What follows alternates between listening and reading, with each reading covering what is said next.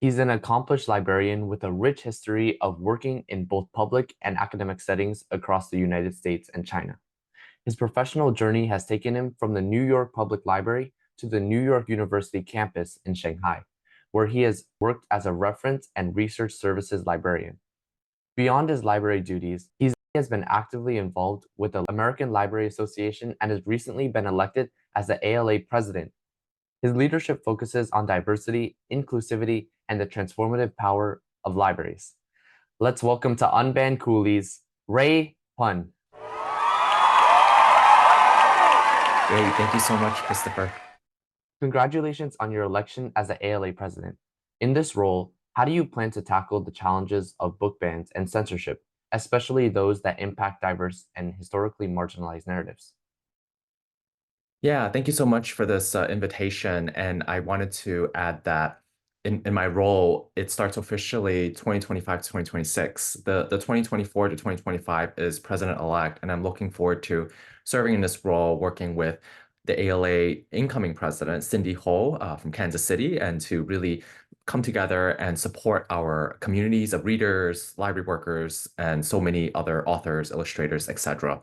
And so to your question about planning to tackle this challenge of book banning, challenges, and censorship, it's really important for us to highlight the resources that we have through the American Library Association, which is the foremost leader in developing and promoting and improving libraries, information services, and the profession of librarianship through our campaign, such as the Unite Against Book Bans campaign, which is a coalition building effort to raising awareness of this issue that our communities of readers, our youths, everybody's experiencing, which is that there is an unprecedented level of challenges. And so what this campaign does is that it offers toolkits to reach out to your stakeholders, to your decision makers in library boards, to people who are representing your communities, and also really practical resources, such as a book resume database, which was launched not too long ago, which is to help teachers,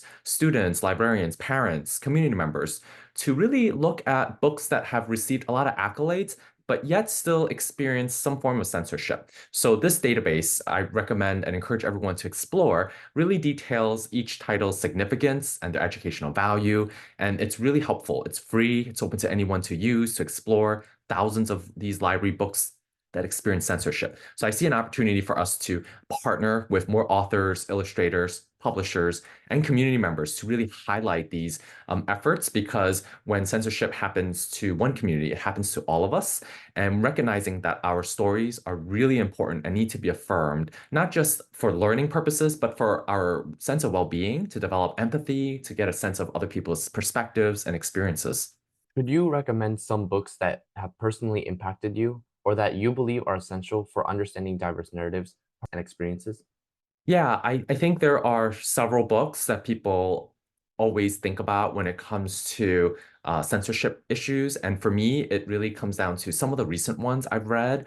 And it makes me think about the experiences that these authors had to go through and to think about this issue. So if folks are curious about like the issues of censorship and thinking about intellectual freedom, which is having that access to information, I recommend folks reading Dr. Emily Knox's Foundations of Intellectual Freedom. She's a professor at the University of Illinois Urbana-Champaign and has written a lot about intellectual freedom and breaks it down in a way that is really understandable and really thoughtful. For books that recently I read include Kelly Yang, who is a young adult author, writer, and she wrote a book called Front Desk, which came out a few years ago.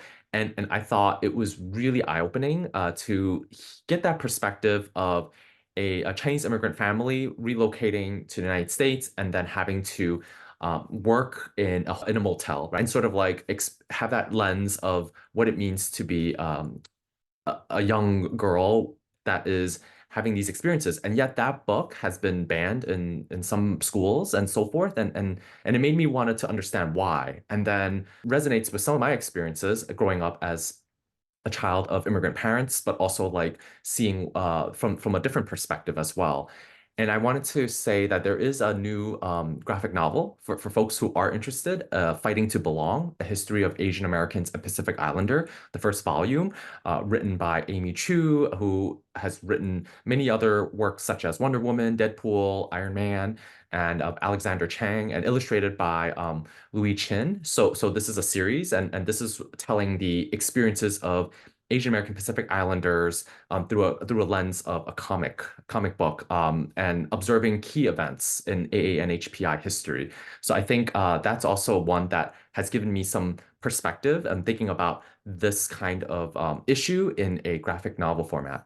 Was there a specific book or author that sparked your love for reading and influenced your career in librarianship? I didn't really start off as a reader. I was more about looking at the issues of human rights as a college student and thinking about the history of it as a history major, and then thinking about how that connects to information access. So at the time, I was thinking maybe I'd go to like law school and think about like the human rights angle, but then I was particularly intrigued about the history of human rights in terms of preserving oral histories, especially when I took a seminar on the Holocaust, and then it made me think about some other ideas about this tragic moment in our history, which is that it made me think that maybe there's a possibility to preserve oral histories of Holocaust survivors so that other people can see and understand this atrocity, right? And ensure that it doesn't happen again. And so that's how I ended up becoming a librarian, more so than coming in where a lot of my colleagues are coming in as readers and then making a path to librarianship. So for me, it was thinking about the service, the engagement, and then I ended up having an opportunity to intern and to work at the New York Public Library, as you mentioned, Christopher, earlier. Started off as a student worker intern at the Dorough Jewish Division, handling oral history records of Holocaust survivors to researchers from around the world visiting to really explore these testimonies. And so I ended up getting into the librarianship field through that lens, thinking about the lens of human rights. Now, in terms of like a specific book, I wouldn't say there's one, but certainly so many books I've read in school made me think about the importance of understanding people's perspectives and how important it is. Then it comes to the service part. How do we ensure that people have access to different ideas and perspectives for their research, for their leisure reading, or for their learning development? Considering your leadership roles in various library associations, have you observed a shortage of Asian male librarians? How does this impact the goals and initiatives of the Asian Pacific American Librarians Association?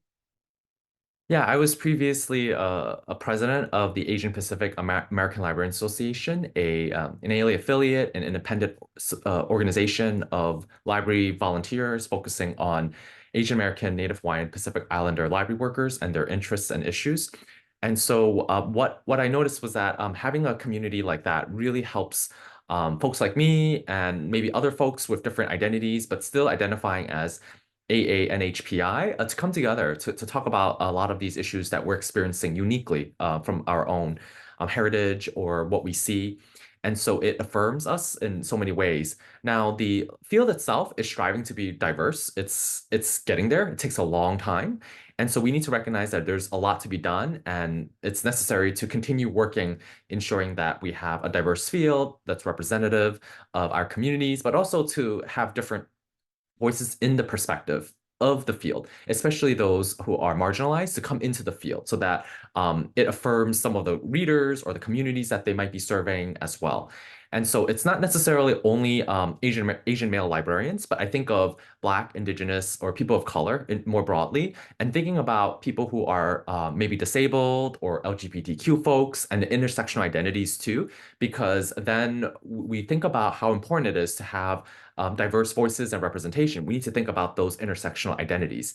And I think when there are more folks represented in the field, the more we reflect a diverse community and we're able to share a myriad of experiences and stories where our communities can feel validated and to see that there's just such a great community of support and resources out there that reflect maybe their interests or some backgrounds that they didn't know about. And so I certainly think that we're all working together to ensure that we have a diverse field. What I've seen, it seems to be about 80% white dominantly. And so the percentages are changing in terms of the efforts of recruitment and retention. And there might be more recent statistics coming out, but the ones I'm looking at are maybe 3 to 5 years out, right? And so it's going to take some time to continue intentionally, not just recruiting, but also like retaining folks, because a lot of people maybe realizing that this field might actually be something that they want to spend their career, or they might actually realize that it's something that doesn't work out for them, right? So there's a lot of that retention part that's really, really important. It has been enlightening to hear your insights on the vital roles librarians play in promoting diversity and inclusion, and on the challenges and opportunities ahead for the library community under your leadership as ALA president. We're excited to see how your initiatives will shape the future of libraries and continue to support the sharing of diverse narratives.